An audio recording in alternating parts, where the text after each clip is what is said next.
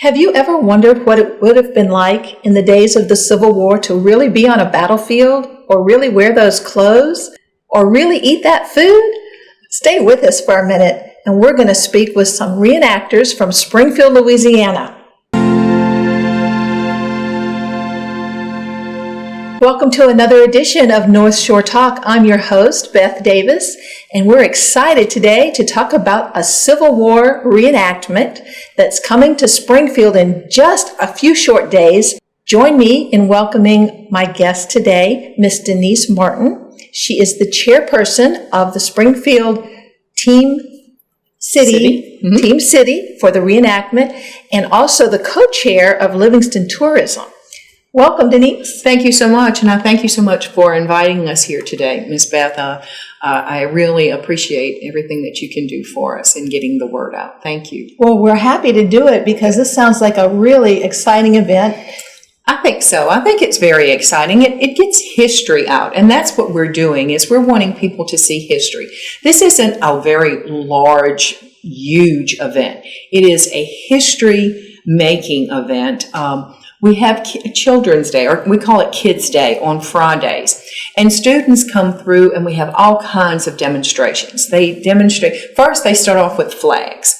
They tell them all about the flags that we have there. Then they'll tell them about their guns. They'll tell them about their clothing, how they ate, what foods they ate. They're even demonstrating how they cooked.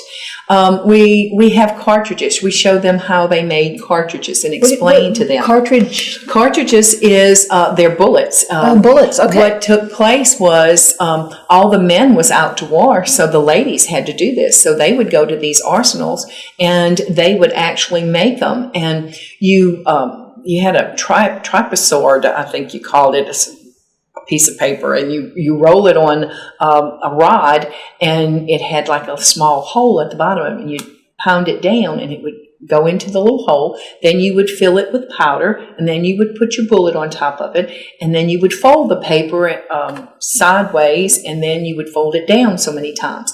And they would make like 10 of those for a pack, and then they would take 10 packs, and they would put it in a box, and they would ship it off.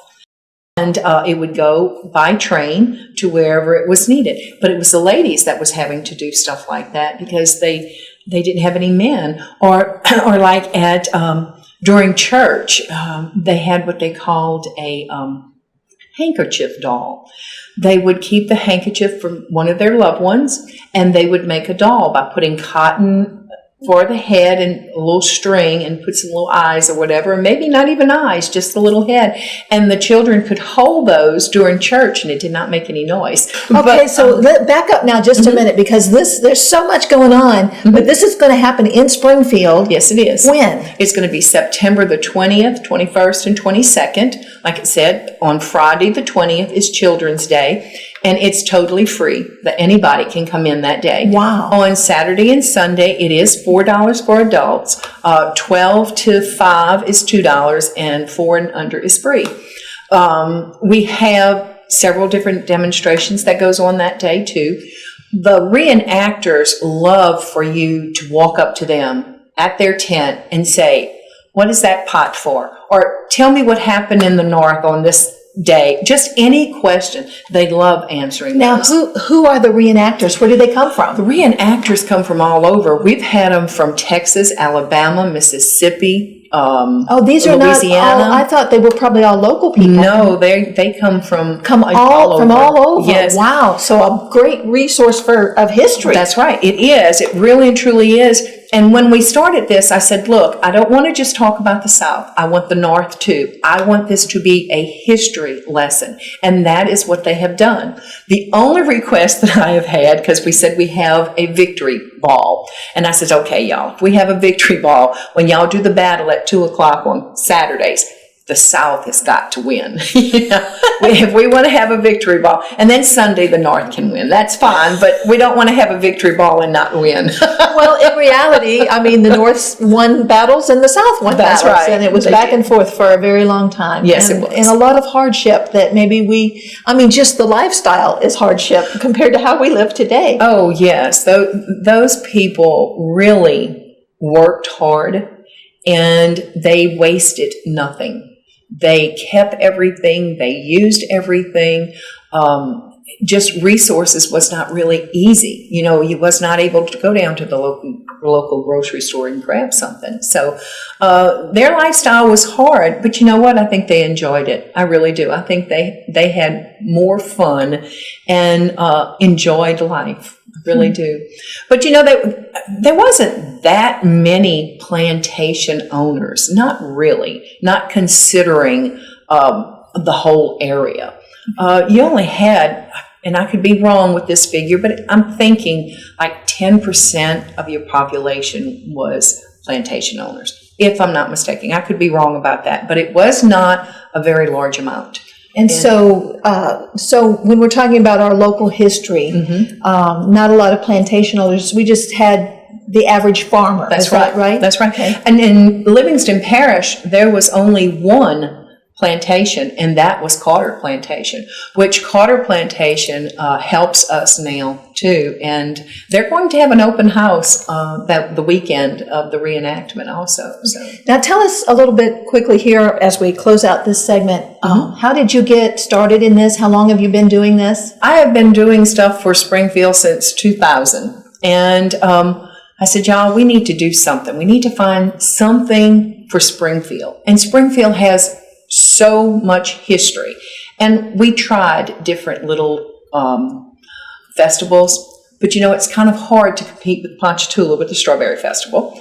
And then Springfield being so small, it's not like you have a lot of businesses that can help you promote. So I'm going, we have to do something. So just one day, I said, man, you know what? Let's try a reenactment. So we did. You have to get a host. So we find a host. We have our reenactment. I was so disappointed. I was. And the guy who was our host comes to me that Sunday and he says, Denise, do you want to do this every year? And I swear to you, I looked at him and I went, are you crazy? And he goes, why? I said, do you see how many people are here? I said, we only have about 25 reenactors and maybe 80 people showed up. He goes, Denise, that's really good for your first time. And I looked at him and I said, well, I tell you what, if you take care of the reenactors, I'll take care of the rest.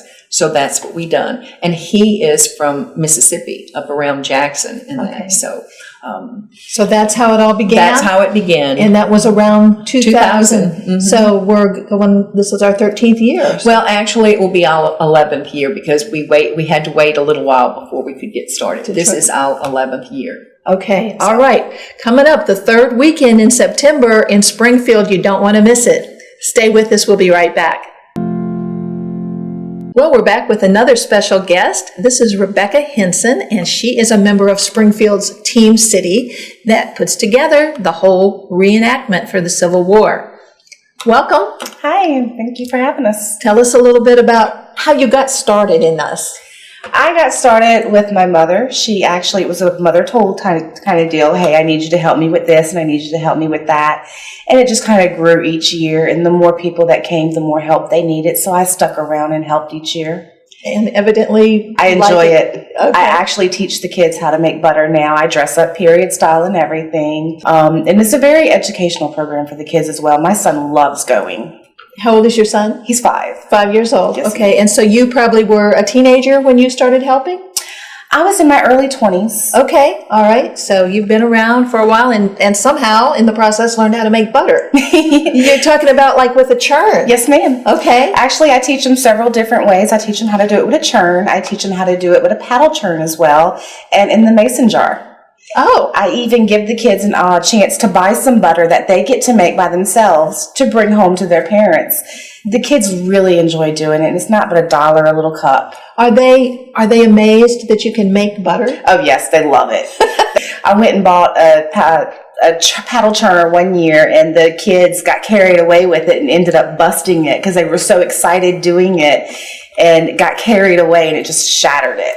Now, Denise was saying that you are a bit of an expert on the period clothing. Not so much an expert, but I do wear most of the layers. I wear the pantaloons, I wear the chamois, I wear the skirt. Wait, what's a chamois? Chamois is kind of like a night dress. comes over your shoulders and it goes down to your ankles. Okay. It goes under your skirt, under your So it's kind of like a slip. Yeah, something Okay. like that. You wear it over your panty looms and you put your corset over that.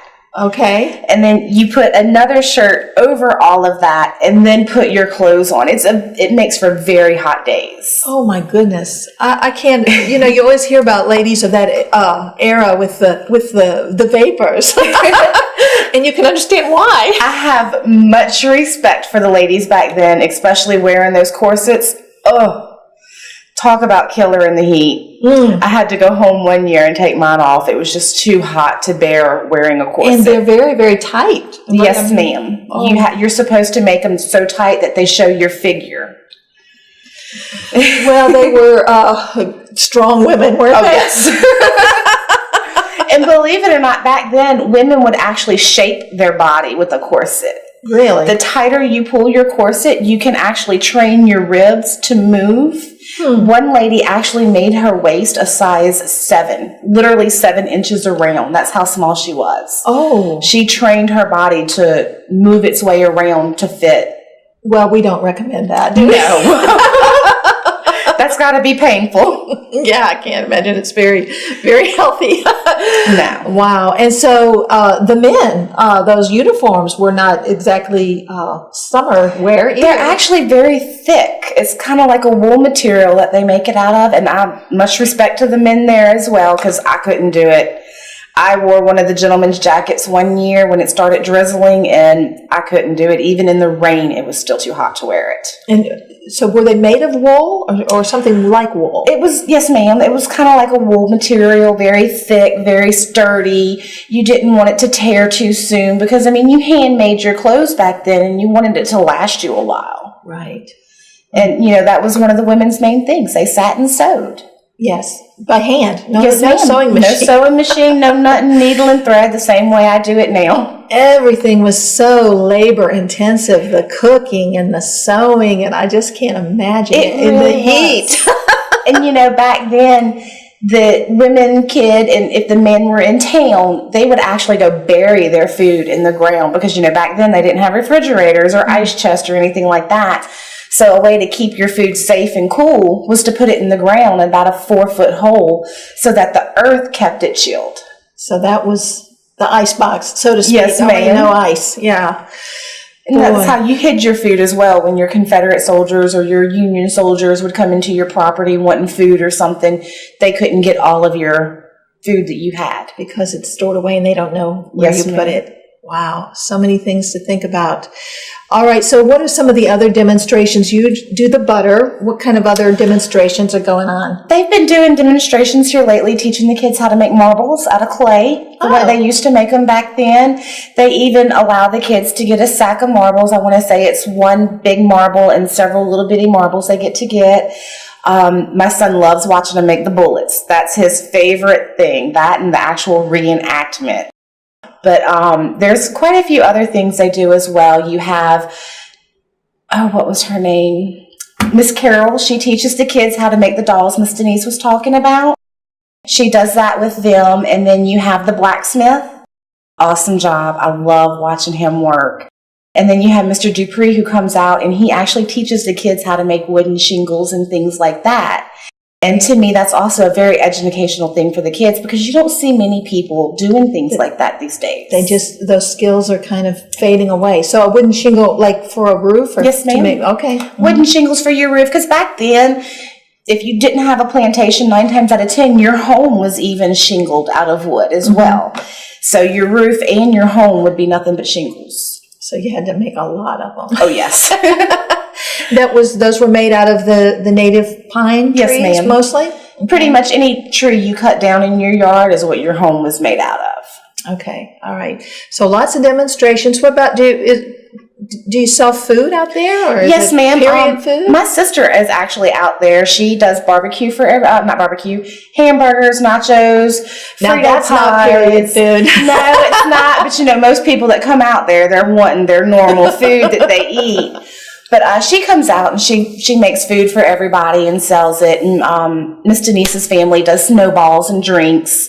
Nikki does the food, and every now and then we'll have a barbecue guy or someone come out when they're available. But there is a gentleman that does some kind of display with the period food. Is that right? Or what? Yes, ma'am. What about crops? You know anything about the crops that they grew back then? You mostly had like your corn crops, potatoes, your normal foods you could grow in your garden, everyday garden, tomatoes, potatoes, cucumbers. All right, well, this is interesting stuff. So look forward to seeing you churn some butter or paddle it or whatever, all those different ways. Thanks for being with us. Not a problem. Thank you for having us. We'll be right back, and we'll talk to Miss Denise about the ladies' tea. All right, we're back with Miss Denise Martin, who is the chairman of the Springfield Team City that puts together the Civil War reenactment in Springfield. And it's coming up the third weekend in September, really soon. I am just amazed at all the things they're telling me about that go on out there. Sounds extremely exciting. Tell us about the ladies' tea. Now, this is not a public event. No, it's not. It is the reenactors' wives. We go to Carter Plantation, and they have the rooms set up just like it was back at that era. And we do a tea, and they serve us. And we have someone usually that will speak. We've had Miss Elaine Ludwig that has come there and talked about the different types of spirits that they used to have back then. When you say Also, that, you're talking about alcohol. Liquor, yes. Yeah. Uh-huh. Also about beverages, and we've had a lady come and speak about how to fix your hair, which I was so surprised with that. When I told you a while ago they wasted nothing, when they combed their hair, they would keep their hair out of the brush until they'd get a big roll about the size of your hand. And that is what you would see on the side of their heads. They would take and put it next to their head, and then they would take their hair and go over it. So that's what made the big poof. Oh. So what took place was you had your own hair, so it matched, but it was I guess a wig, you could call it, underneath, but it was just loose hair from combing all the time. So it was always really interesting when someone would come and speak. This year so far, I have not found anyone to come and speak. So anybody out there would like to, they can call me up and I'd be willing to have them. But we also have a gentleman's social. The first time we had the gentleman's social, I had like a handful that went. I had more fun with these guys because they were just so funny. They got there and they were able to go into every room of the plantation. They have to act like gentlemen. When these reenactors come, they are told to act just like they're in the military. They have their ranking and everything. And if you don't do what you're told to do, you are disciplined. You really are. They are that strict. It is something that they say, we're going to show this is how it was, and that's how we have to do it. But anyway, they get back there, and they can go into all the rooms. And then they give them a cigar. They can smoke their cigar. They can sit on the porch. They can sit inside. It doesn't matter. And then they're only allowed 2 to maybe 3 drinks, and that's it. They can't have any more than that. But when they came back, and before I'd bring them on a school bus, and I said, okay, I'm not going to open the door until y'all tell me if you enjoyed it or not. Well, the whole time coming back, they were going, oh, this was so much fun. We never get anything like this. It's always the ladies.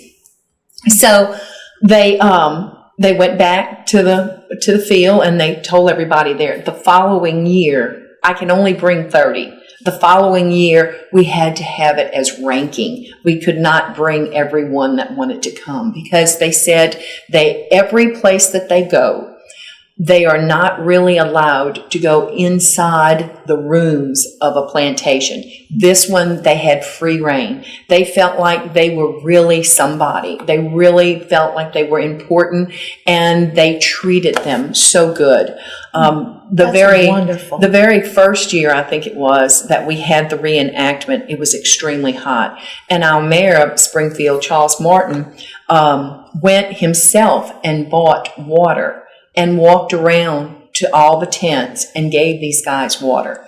And they have just loved him ever since, because they said, we don't even get mayors to come out to see us, much less have a mayor to come and bring us water. Wow. And so, those little bitty things is what makes them feel like, I'm doing this and I am getting something back for it. They really do care.